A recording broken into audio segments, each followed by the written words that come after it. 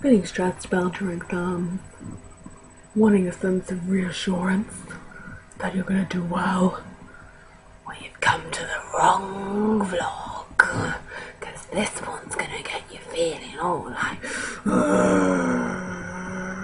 there's going to be themes of panic, diarrhea, and just general nauseousness over the fact that you've got exams coming up. Going to be a tough mental workout. Not really.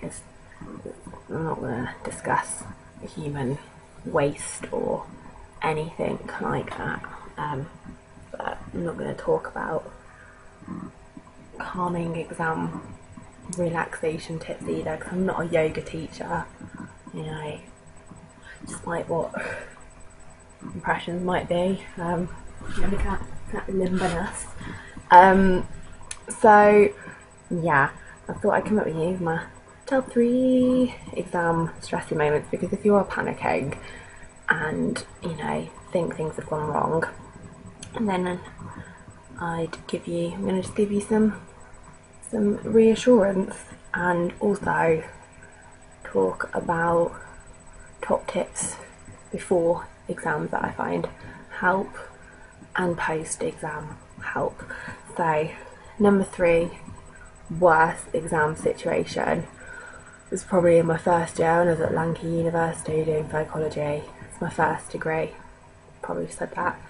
And I was in my room and I was listening to Ricky Martin, and we were living La Vida Loca, and I was watching on my screen and we were like interacting. We were like, oh yeah, I see you, Ricky. Yeah, I've got skin like mocha and the lips are red like red stuff.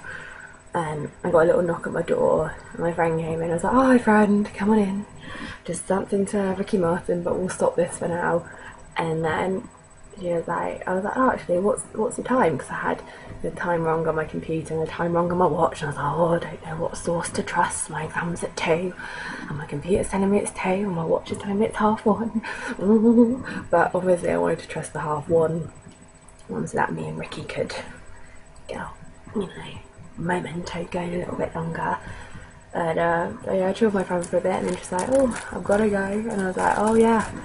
No, I was like, sorry, I've got to go because I've got an exam. And I remember my housemate, as I got into the lift to get out of my lovely first year halls to, they were that luxurious that I had halls, to go to the exam room. That it must have been 2 o'clock already, because she was due to leave that time. We had some weird system where you only had a certain amount of people in a room at a time. Fun fact. So yeah, she had left. Sorry, I'm hearing some sellotape on my bed. Kinky. So yeah, she left. I got to the exam, at which point it was like 2:10. I was very panicked, and my heart was like you could actually see it on my chest, and I had this massive locket on, and it was like getting all ghetto. It was like doing some shoulder presses, like yeah. So that was pretty stressful, and I never really liked psychology, and I was doing it each their own, sorry if I offend anyone. And this was a statistics exam, and I hadn't revised at all, so I just sat there with my heart pumping to the max. Oh god, what's happening? I don't know the answers. And so I just like typed in numbers into the computer, so it was all statistics and multiple choice, and I was like, yeah, that number all day, that number all day. Essentially I failed that exam, but that's just between you, me and whoever watches this. So yeah, that was exam stress number 1. Probably didn't dramatise that to the extent that I should have been, but hey, say la vie. Second exam stress was actually the night. Oh my god, I was shitting myself. I was not actually shitting myself, metaphorically. But I was in bed. Here's my pillow on my bed. Yeah, and I was all sleeping, and I felt this like twinge in my hand, and I was like, that's a weird twinge. So I'm going to set the scene a little bit. So I'm asleep. Oh, there's a weird twinge in my hand. Turn the light on, and all the veins in my right hand had like come to the surface. It's like, it's awful. Like, you know, like an old person's are essentially, when they all rise to the surface. And I was like, what is that? What is happening to my hand? And then suddenly had a panic attack because of this hand thing. So I think what was happening, before I went to sleep, I was all calm, and then I got excited at the fact like I was finishing uni, like I'm finishing uni, and so yeah, all the veins came up in a little like adrenaline thing, and then my heart was going, and I was like, that's it, this is the end. But then thankfully I just calmed down a little bit. But I did think I was possessed actually more than anything for a while. I was like, I know what's happened, like the demons have taken over. I always knew that I was possessed, and now it's true, and I was paranoid that I was possessed. Though I genuinely got my camera out and took a photo of my face at like midnight to see if there were any spirits wandering around. Thankfully there weren't, unless I am possessed, and they haven't revealed their true identity yet. But that was quite a panicky moment. So that was number 2. So that was an exam stress full moment. And number 1 would be my first year at Birmingham Uni. I'm doing history of art. And yeah, I went home for a while to revise because I only live, well, no one lives locally anymore, but I lived locally at the time, so okay, let's go home, get a bit of light zen. And again, I had this whole excitement thing. I was really excited that my exam was finishing.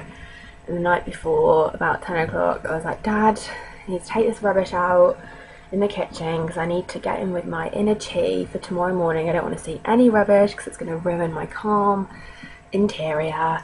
And yeah, so I went to the dustbin, and for some reason, so I was so happy, decided to skip there. And on my way skipping, I got into like a little dip in the driveway. I remember just like falling with this bag of rubbish in my hand, just dropping, and then I heard my ankle crunch, and so I was like, Dad, Dad, Dad. It was like, listen, what? Like, I'm on the floor, I've hurt myself. And he's like, oh sorry, I just thought that you were showing me a squirrel. I was like, great, squirrels, I don't care about squirrels, my ankle's in pain. And even though I just called him for help, he was like, let me help you. I was like, I don't want you to help me, Dad, because my dad's quite like, he's like Mr. Blobby and Homer Simpson and all those kind of people. And being mean, sorry Dad, but you're not going to watch this. Who am I kidding? So yeah, he was like, let me help you. So I just was like, no, get away. So I just crawled along the floor for a while and then sat down for about half an hour, and he was like, right, let me take you to the hospital, as my dad speaks. And I was like, no, I'm going to sit here for half an hour and I'm just going to focus on this pain and it will go away because I've just got an exam tomorrow. I don't need a broken ankle right now, this is stressing me out. So I sat there until about midnight, deciding whether or not I was like gonna go into my exam with a broken ankle. And eventually I went to the hospital and I was there until 5 in the morning.